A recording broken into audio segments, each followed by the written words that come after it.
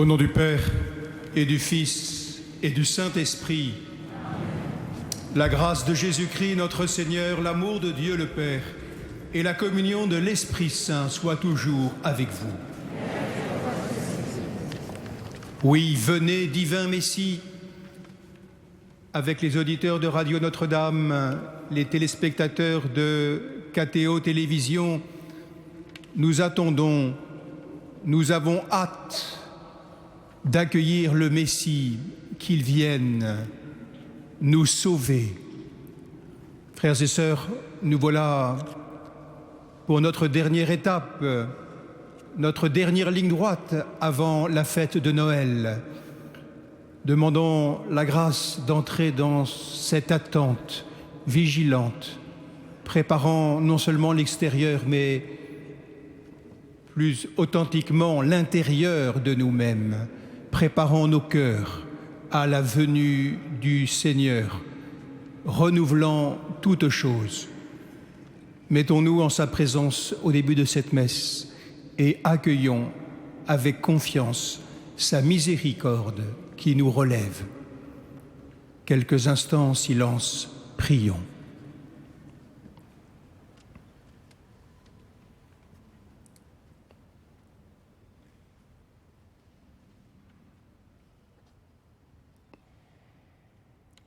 Seigneur, accorde-nous ton pardon. Nous avons péché contre toi. Montre-nous ta miséricorde. Que Dieu Tout-Puissant nous fasse miséricorde, qu'il nous pardonne nos péchés et nous conduise à la vie éternelle.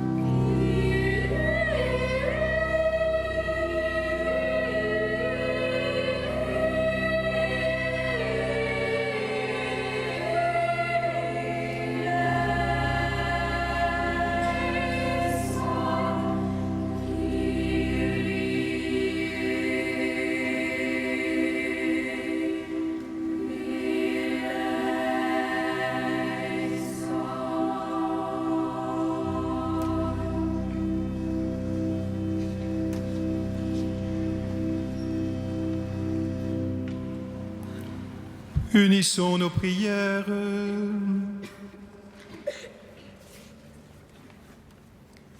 Que ta grâce, Seigneur notre Père, se répande dans nos cœurs. Par le message de l'ange, tu nous as fait connaître l'incarnation de ton Fils bien-aimé. Conduis-nous par sa passion et par sa croix jusqu'à la gloire de la résurrection. Par Jésus-Christ, ton Fils, notre Seigneur et notre Dieu, qui règne avec toi et le Saint-Esprit, un seul Dieu pour les siècles des siècles.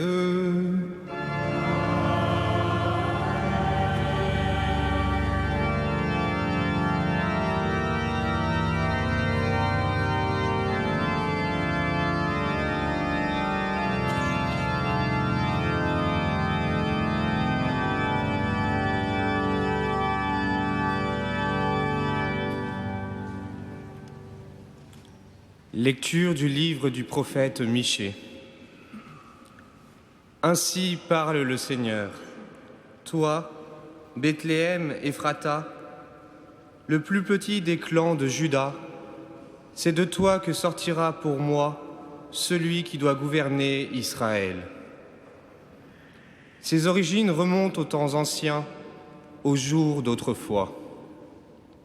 Mais Dieu livrera son peuple jusqu'au jour où enfantera celle qui doit enfanter, et ceux de ses frères qui resteront rejoindront les fils d'Israël.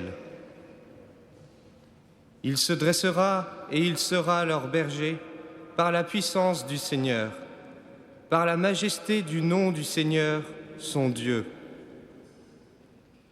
Ils habiteront en sécurité, car désormais il sera grand jusqu'au lointain de la terre, et lui-même, il sera la paix. Parole du Seigneur. Nous rendons grâce à Dieu.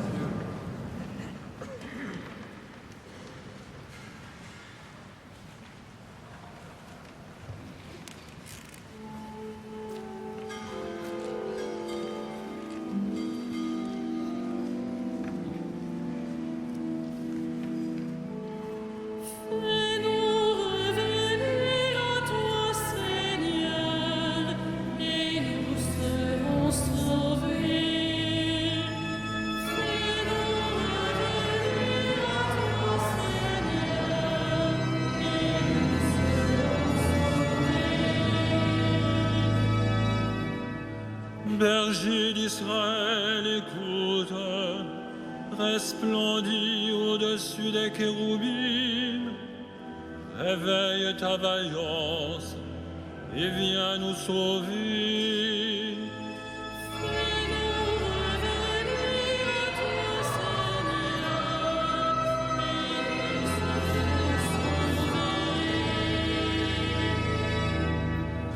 Dieu de l'univers, viens, du haut des cieux, regarde et vois.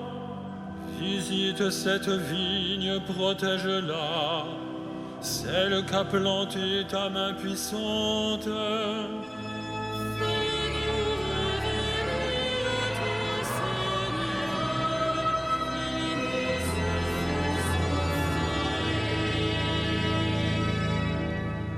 Que ta main soutienne ton protégé, le Fils de l'homme qui te doit sa force. Jamais plus nous n'irons loin de toi. Fais-nous vivre et invoquer ton nom.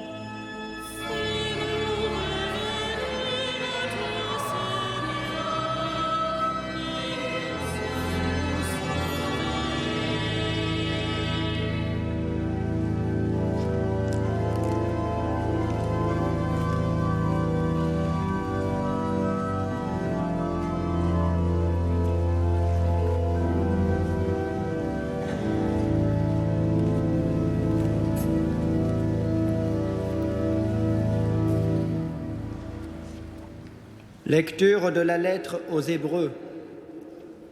Frères, en entrant dans le monde, le Christ dit : Tu n'as voulu ni sacrifice ni offrande, mais tu m'as formé un corps. Tu n'as pas agréé les holocaustes, ni les sacrifices pour le péché.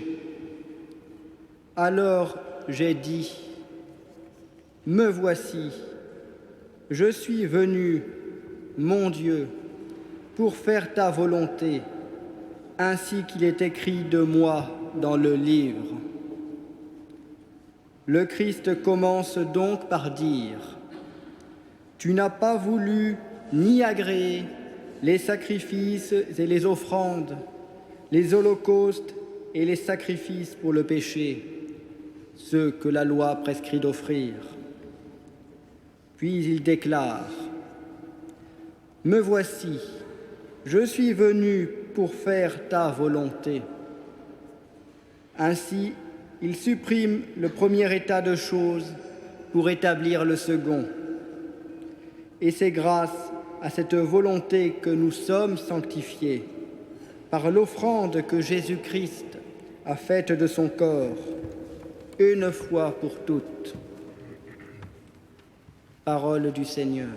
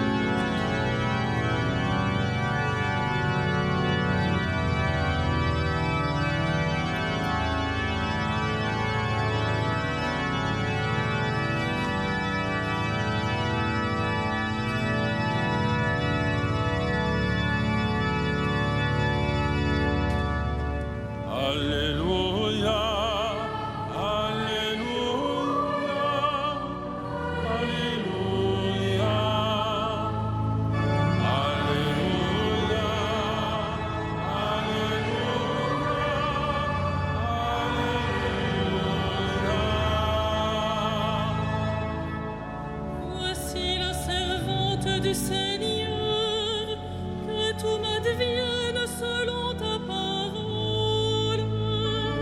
Alléluia, Alléluia, Alléluia.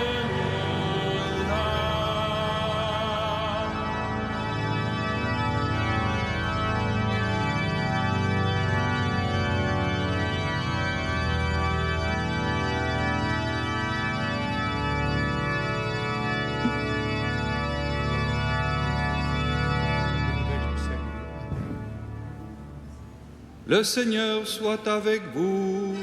Et avec votre esprit. Évangile de Jésus-Christ selon saint Luc. Gloire à toi, Seigneur.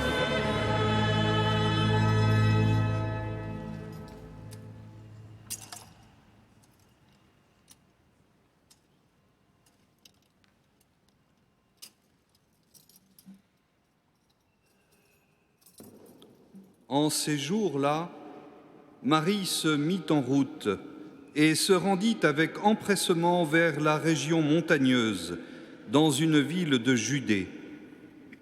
Elle entra dans la maison de Zacharie et salua Élisabeth. Or, quand Élisabeth entendit la salutation de Marie, l'enfant tressaillit en elle. Alors, Élisabeth fut remplie d'Esprit Saint et s'écria d'une voix forte, « Tu es bénie entre toutes les femmes, et le fruit de tes entrailles est béni. D'où m'est-il donné que la mère de mon Seigneur vienne jusqu'à moi? Car lorsque tes paroles de salutation sont parvenues à mes oreilles, l'enfant a tressailli d'allégresse en moi. Heureuse celle qui a cru à l'accomplissement des paroles qui lui furent dites de la part du Seigneur. Acclamons la parole de Dieu.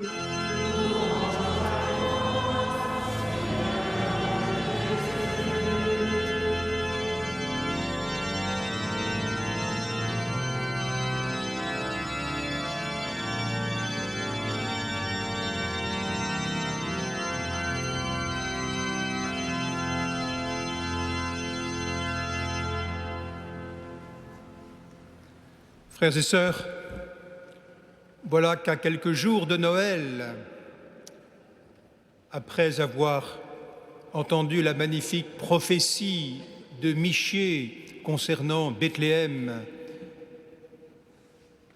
d'où devait jaillir, surgir, naître le Sauveur d'Israël, après avoir entendu l'Épître aux Hébreux dresser le portrait du Christ qui vient en tout accomplir la volonté du Père, voilà que la liturgie de ce dernier dimanche de l'Avent nous donne rendez-vous avec le chef-d'œuvre de Dieu, le chef-d'œuvre le plus accompli, sa réussite la plus achevée, pourrait-on dire, la Vierge Marie. Nos regards, à quelques jours de Noël, se posent sur elle.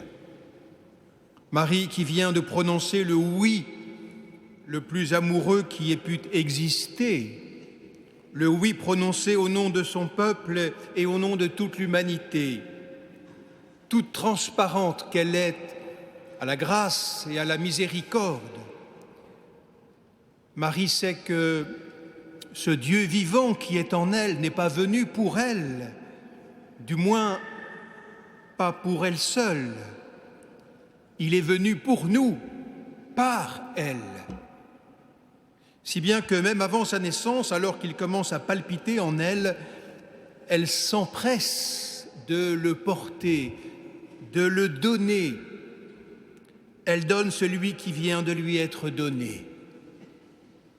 Frères et sœurs, quand on accueille une grâce de Dieu, en vérité, il fait toujours de nous un témoin. Il nous donne d'aller à la rencontre de l'autre pour partager cette grâce reçue.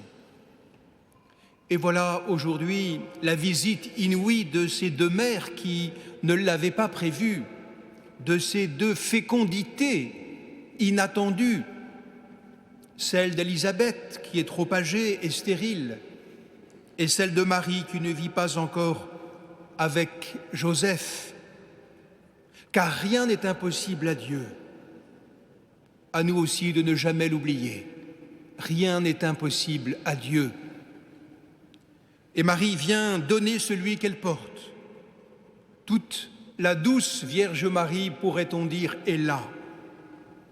Oh, bien sûr, elle pourrait nous paraître, au premier abord, un peu intimidante, cette petite Israélite, qui est la très pure Vierge Marie, elle qui a eu cette vocation unique, incomparable, d'être la mère de Dieu. Bien sûr, elle est unique, préservée de toute complicité avec le mal, avec le péché, destinée qu'elle est de jouer ce rôle, de donner chair à ce Dieu vivant qui vient à nous.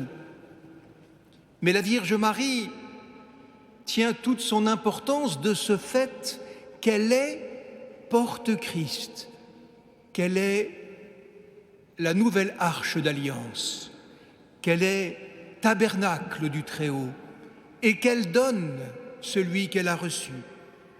Son importance, je dirais, c'est sa transparence à Jésus-Christ.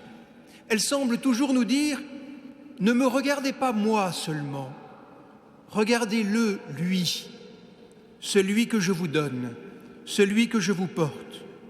Je ne suis que porte-Christ. » C'est là son humilité, mais c'est là aussi sa noblesse et sa grandeur. C'est cette grandeur, c'est cette joie qui éclate dans cette rencontre avec Élisabeth et qui jaillira sur les lèvres de Marie dans le chant du Magnificat qui suivra immédiatement, que nous n'avons pas entendu dans l'évangile de ce jour. Ce Magnificat, cet immense cri de joie que le fœtus Jean-Baptiste, dans le ventre de sa mère Élisabeth, a pressenti et a partagé dès le premier mot de Marie. Oui, Dieu n'est qu'amour, Dieu n'est que miséricorde, il tient ses promesses, il accomplit ses merveilles, il ne nous abandonnera jamais. Et il se sert pour cela des petits et des faibles. Ce cri de joie les disciples du Christ, l'Église tout entière, vont bien sûr le faire leur. Tous les soirs, l'Église chante ce Magnificat, cueilli sur les lèvres et dans le cœur de Marie. L'Église vit constamment de cette même louange jaillie du cœur de Marie. L'Église est, pourrait-on dire, le chant du Magnificat de l'humanité tout entière, sauvée, accueillant la miséricorde, vivant de la miséricorde, sûre de son Seigneur, portant en elle, bien vivant, son Seigneur ressuscité et magnifiant elle aussi Dieu pour tout ce qu'il lui donne par ce Christ. La louange, l'action de grâce, l'adoration, voilà le rôle, la vocation de l'Église tout entière. Mais aussi, en même temps, il y a un autre rôle de l'Église. Il y a un autre rôle pour chacun de nous, indissociable, au cœur même de cette louange, de cette adoration, c'est porter le Christ, donner celui qui nous est donné, car il n'est pas venu s'enfermer en nous, mais se livrer par nous à l'humanité entière, tout au long de l'histoire. Célébration et évangélisation, Eucharistie et mission sont ainsi toujours intimement liés. Porter le Christ en chantant, chanter le Christ en le portant. Voilà le rythme profond, la santé profonde, le battement du cœur de l'Église, mais aussi de chacun de nous, notre respiration, notre souffle, notre esprit. Ce qui est vrai de l'Église est vrai de chacun de nous, frères et sœurs. Il nous faut vivre ce mouvement continuel de la visitation. Nous portons en nous le Christ qui nous est donné.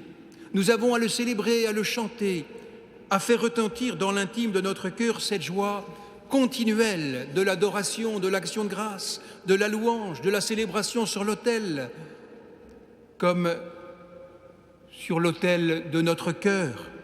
Et en même temps, dans le même mouvement, nous avons à donner celui qui nous est donné.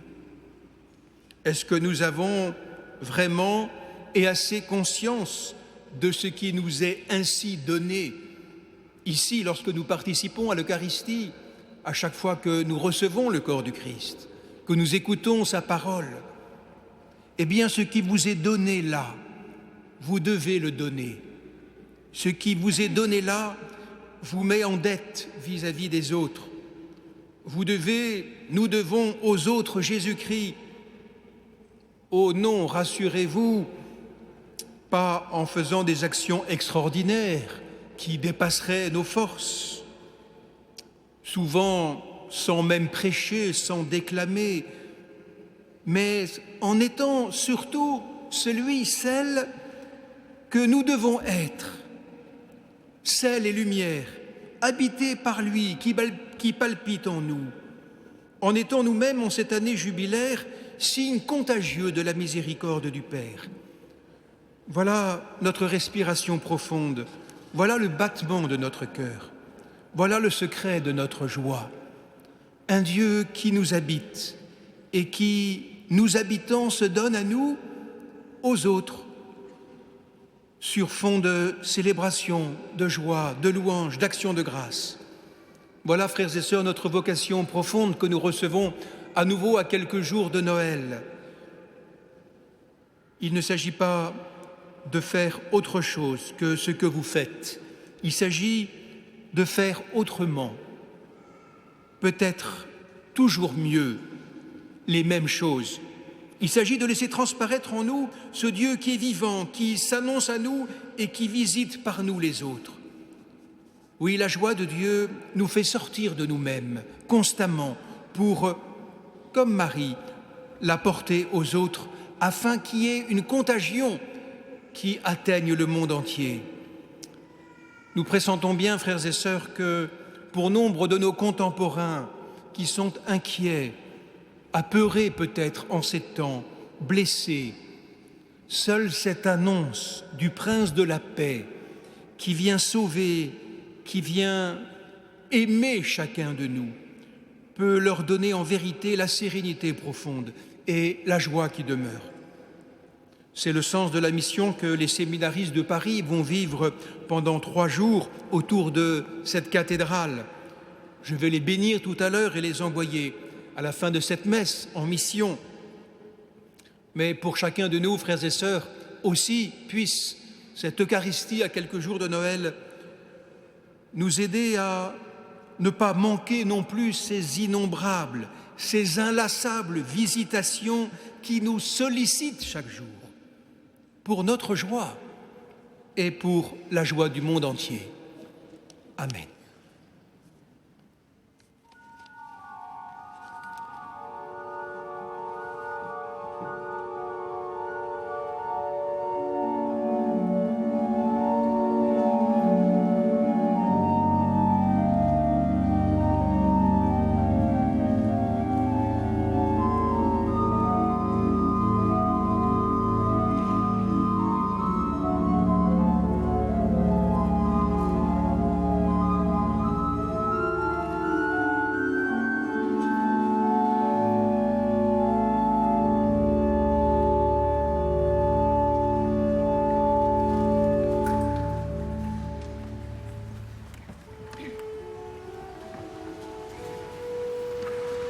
Credo in unum Deum.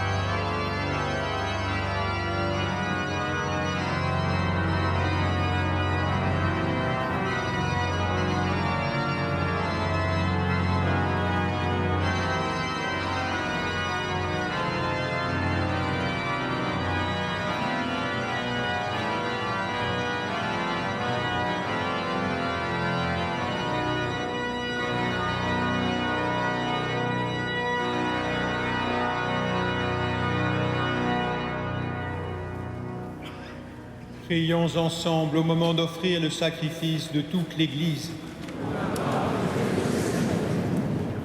Que ton Esprit, Seigneur notre Dieu, dont la puissance a fécondé le sein de la Vierge Marie, consacre les offrandes posées sur cet autel par Jésus-Christ, ton Fils, notre Seigneur, pour les siècles des siècles. Le Seigneur soit avec vous. Élevons notre cœur. Rendons grâce au Seigneur notre Dieu. Vraiment, il est juste et bon de te rendre gloire, de t'offrir notre action de grâce toujours et en tout lieu. À toi, Père très saint, Dieu éternel et tout-puissant, par le Christ notre Seigneur. Il est celui que tous les prophètes avaient chanté, celui que la Vierge attendait avec amour, celui dont Jean-Baptiste a proclamé la venue et révélé la présence au milieu des hommes. C'est lui qui nous donne la joie d'entrer déjà dans le mystère de Noël, pour qu'il nous trouve quand il viendra, vigilants dans la prière et remplis d'allégresse. C'est pourquoi, avec les anges et tous les saints, nous proclamons ta gloire en chantant d'une seule voix.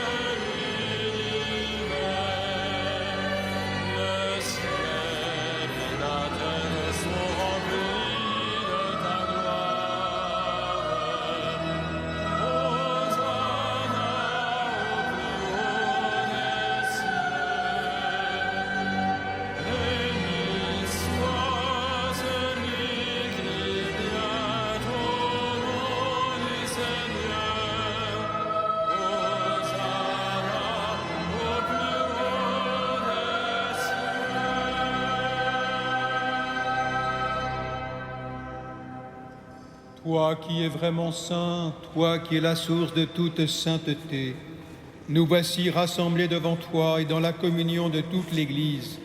En ce premier jour de la semaine, nous célébrons le jour où le Christ est ressuscité d'entre les morts. Par lui que tu as élevé à ta droite, Dieu notre Père, nous te prions. Sanctifie ces offrandes en répandant sur elles ton esprit, qu'elles deviennent pour nous le corps et le sang de Jésus, le Christ, notre Seigneur. Au moment d'être livré et d'entrer librement dans sa passion, il prit le pain, il rendit grâce, il le rompit et le donna à ses disciples en disant : « Prenez et mangez-en tous, ceci est mon corps livré pour vous. »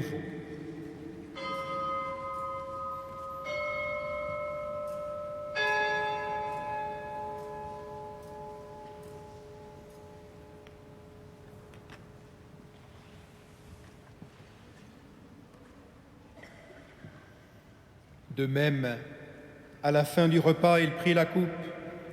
De nouveau, il rendit grâce et la donna à ses disciples en disant : « Prenez et buvez-en tous, car ceci est la coupe de mon sang, le sang de l'alliance nouvelle et éternelle, qui sera versé pour vous et pour la multitude en rémission des péchés. Vous ferez cela en mémoire de moi. »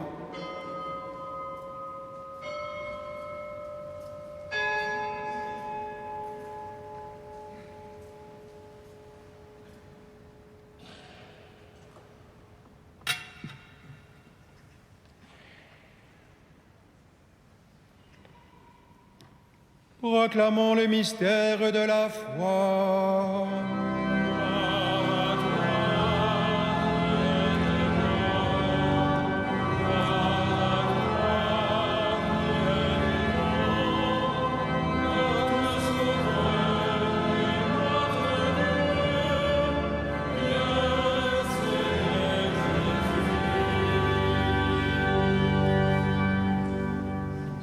Faisant ici mémoire de la mort et de la résurrection de ton Fils, nous t'offrons, Seigneur, le pain de la vie et la coupe du salut, et nous te rendons grâce, car tu nous as choisis pour servir en ta présence. Humblement, nous te demandons qu'en ayant part au corps et au sang du Christ, nous soyons rassemblés par l'Esprit Saint en un seul corps. Souviens-toi, Seigneur, de ton Église répandue à travers le monde. Fais-la grandir dans ta charité avec notre pape François, notre évêque André et tous ceux qui ont la charge de ton peuple. Souviens-toi aussi de nos frères qui se sont endormis dans l'espérance de la résurrection et de tous les hommes qui ont quitté cette vie. Reçois-les dans ta lumière auprès de toi. Sur nous tous, enfin, nous implorons ta bonté. Permets qu'avec la Vierge Marie, la bienheureuse Mère de Dieu, avec Saint Joseph, son époux, les apôtres et les saints de tous les temps qui ont vécu dans ton amitié, nous ayons part à la vie éternelle et que nous chantions ta louange par Jésus-Christ, ton Fils bien-aimé. Par lui, avec lui et en lui.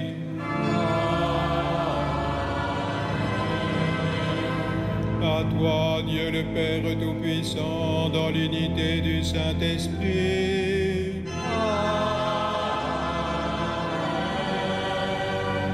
Tout honneur et toute gloire pour les siècles des siècles.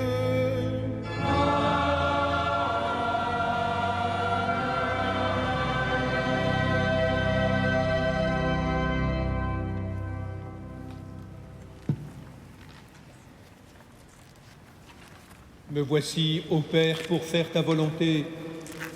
Puissions-nous unir notre vie à celle du Christ, pour faire avec lui, comme lui, au cœur de ce monde où nous sommes envoyés, la volonté du Père. Avec confiance, nous osons prier. Notre Père, qui es aux cieux, que ton nom soit sanctifié, que ton règne vienne, que ta volonté soit faite sur la terre comme au ciel. Donne-nous aujourd'hui notre pain de ce jour. Pardonne-nous nos offenses, comme nous pardonnons aussi à ceux qui nous ont offensés. Et ne nous soumets pas à la tentation, mais délivre-nous du mal. Délivre-nous de tout mal, Seigneur, et donne la paix à notre temps. Par ta miséricorde, libère-nous du péché. Rassure-nous devant les épreuves en cette vie où nous espérons le bonheur que tu promets et l'avènement de Jésus-Christ, notre Sauveur.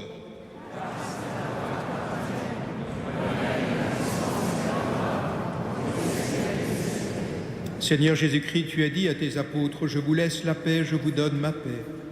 Ne regarde pas nos péchés, mais la foi de ton Église. Pour que ta volonté s'accomplisse, donne-lui toujours cette paix et conduis-la vers l'unité parfaite, toi qui règnes pour les siècles des siècles. Que la paix du Seigneur soit toujours avec vous. » Frères, dans la charité du Christ, donnez-vous la paix.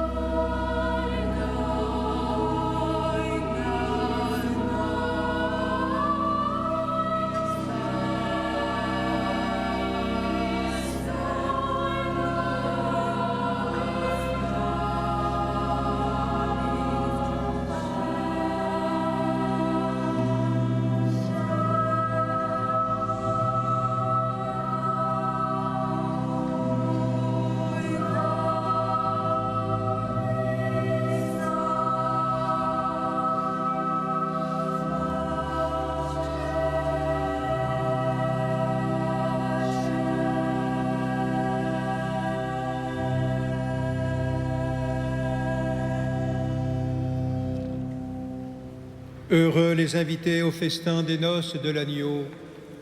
Voici l'agneau de Dieu qui enlève le péché du monde.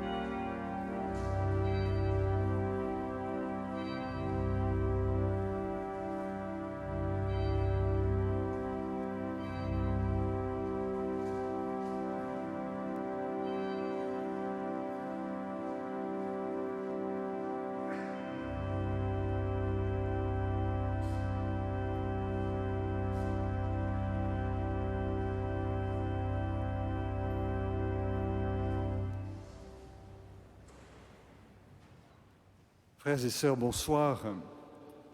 Comme Monseigneur Bruno Lefebvre-Pontalis le soulignait, nous sommes déjà dans la joie de Noël. Vous trouverez tous les horaires, notamment des messes du soir, dans votre feuille d'avant. Je vous les rappelle tout de même.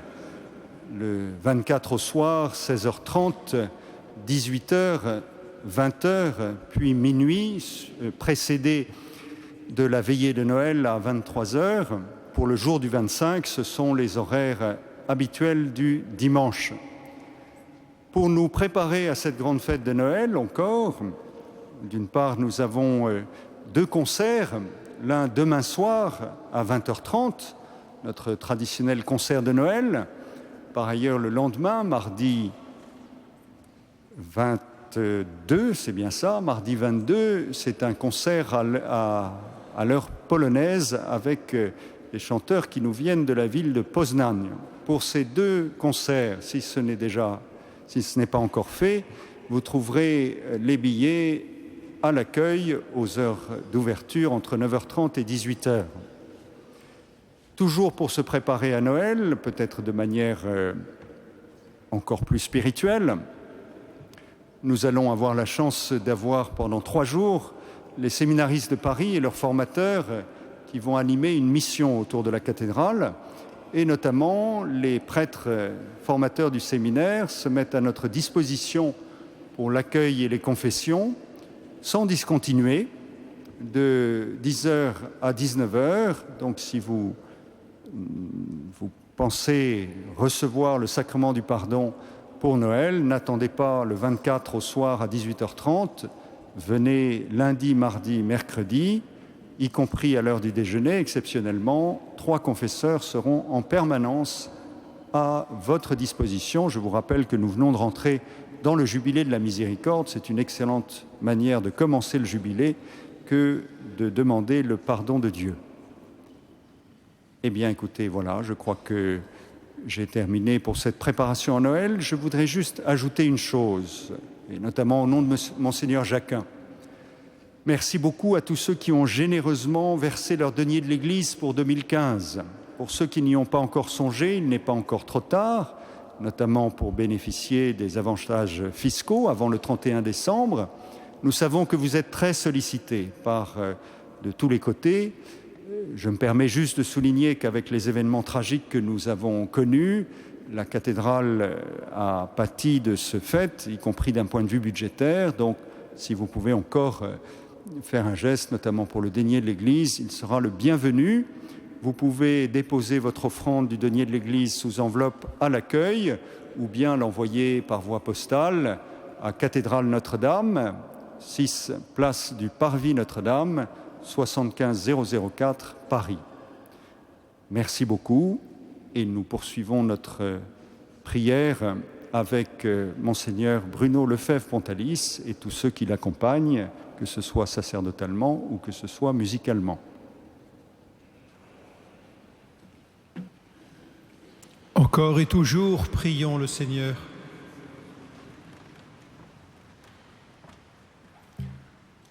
Nous avons reçu dans ton sacrement, Seigneur, le gage de la rédemption éternelle.